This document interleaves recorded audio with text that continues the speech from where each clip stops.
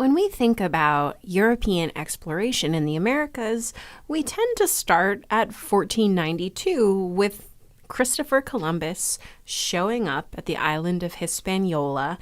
But in this video, I want to take a step back a few decades and talk about the conditions that led to Christopher Columbus's voyage in the first place. What was he doing there? So let's zoom in a little bit and take a look at what the world would have looked like to someone in Western Europe around the year 1450. So to a European, this would have been about the extent of the known world. Now, they wouldn't have had anything like the level of this detail, but they certainly knew that there were very good things to be had in India and China and the Middle East. Excellent trade goods like silk and spices. And they knew there was quite a lot of world outside of Europe and Africa. But they didn't think that there was much out there. They expected there would be some small islands on the range of Iceland, perhaps, but they had no conception that there were two gigantic continents on the other side of the Atlantic Ocean. It's a frequent misconception that people in this time period thought that the world was flat.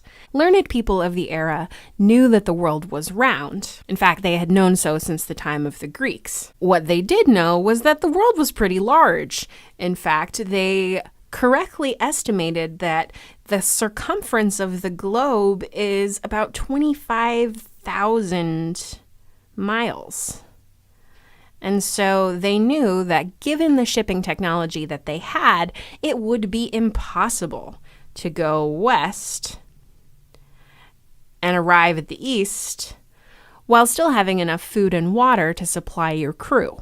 Now, why would anyone have dreamt of going west to get east when they could have simply gone east to get east? Well, the answer is that the overland route was long and it was expensive because the Middle East and North Africa and even parts of Spain were controlled by Muslim empires like the Ottomans and the Moors.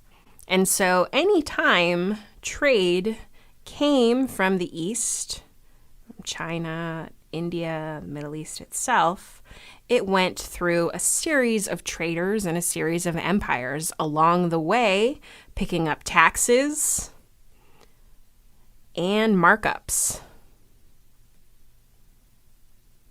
which meant that by the time a good reached Western Europe, it was pricey indeed. And since Muslim traders were in control of the Mediterranean, here and at the east, taking a ship through there caused pretty much the same problem. So why not go around the coast of Africa? Well, that was certainly something that Europeans were keen to do. The only problem is that the wind goes in the wrong direction. It's very treacherous sailing around the tip of Africa to come up into the Indian Ocean. So what changed? How did this overland trade route become an oversea trade route? Well, for that, we have to look a little bit closer at the Iberian Peninsula. So this landmass here is the Iberian Peninsula. And at the time, the Iberian Peninsula was controlled by a number of different groups. The southern part was under Muslim control of the Moors, as they were called, or Moroccan Muslims. And they called this area Al-Andalus. We're talking about this area here. And the Spanish called it Granada. The western part here was under the control of Portugal, as it is today.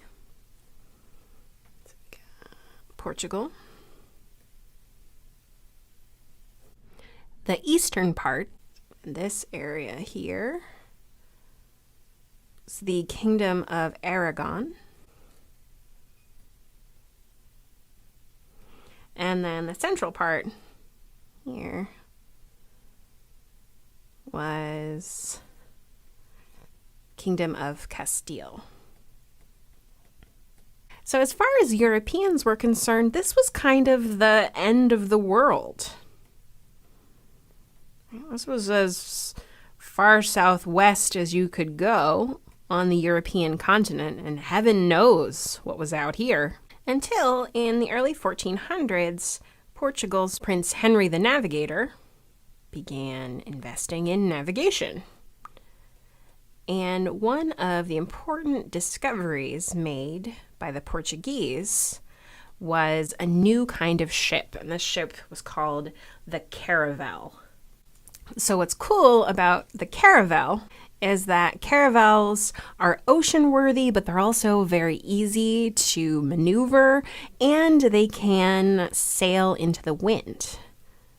So that means that the problems of sailing around Africa begin to get a little bit easier. And so in this early era of the 1400s, the Portuguese began expanding their exploration farther and farther down the coast of Africa. And they come across these islands now that they don't have to hug the coast, the Canary Islands. And farther west, this is so small you can barely see it here, Madeira and the Azores. And they quickly discover that these islands are ideal places to grow cash crops, specifically sugar. They also discover that some of the people who live on these islands, in fact, the Canary Islands had a native population called the Guanche.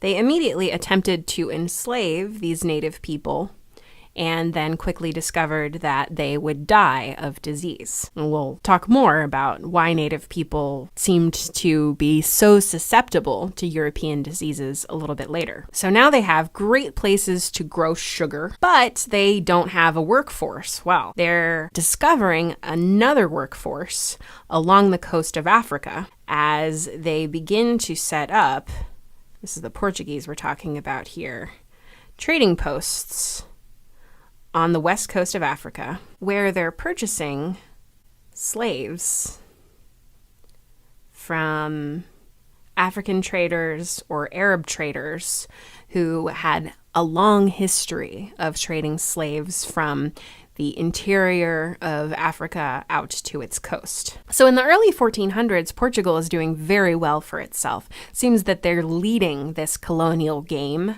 They've pretty much invented the plantation system, and they're getting quite wealthy off of it. So the eyes of Europe turn to Portugal, and they think, all right, how can we replicate their success? Meanwhile, back on the Iberian Peninsula, there's a political and religious shakeup. So the kingdoms of Castile and Aragon are united when Ferdinand of Aragon and Isabella of Castile, and I recognize that my Spanish pronunciation is terrible, they get married in 1469 and unite their two kingdoms into what becomes the Kingdom of Spain. So what had been Castile and Aragon becomes Spain. And then united, these two Catholic monarchs turn their attentions to what's called the Reconquista. So reconquering the territories that had been controlled by Muslims for Christians. So I would call this kind of an extension of Crusader thinking.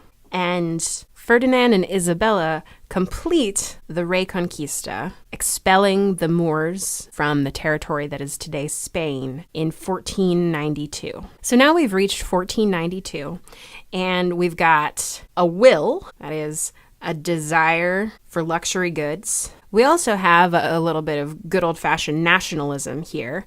Spain's closest neighbor is Portugal, who are currently very powerful and wealthy. So they've got perhaps some rivalry in their hearts. And we've got a way, which is the caravel that is making more and more ocean sailing possible. And into this exciting moment steps Christopher Columbus, and we'll talk more about him in the next video.